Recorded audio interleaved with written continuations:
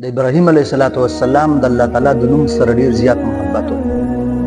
یو پیر حضرت ابراهیم علیه السلام چې لې سره ولي یو نوجوان د حضرت ابراهیم علیه السلام مخې د تیر شو او هغه د کلمات ویلو: سبحان ذی الملک والملکوت سبحان ذی العزة والعظمة والکبریاء. ابراهیم علیه السلام باندې کلمات ډیر زیات ښه ولګېدل. د نوجوان ته ابراهیم علیه السلام ویل چې ته ماته دا کلمات یو پیر بیا ووایه. هغه نوجوان ابراهیم علیه السلام ته وویل چې ته به ما د دې کلماتو په بدله کې څه راکړي. ابراهیم علیه السلام ته وفرمایل چې زه به تا ته د دې کلماتو په بدله کې د دې چیلو نیم ریول چیلې نیمې چیلې دا به تا ته درکړم. هغه نوجوان ورته بیا دغه کلمات وویلو. هغې بیا ابراهیم علیه السلام له ډېره زیاته مزه ورکړله. نو ابراهیم علیه السلام ورته وفرمایل چې ما ته یو پیره بیا دا کلمات ووایه.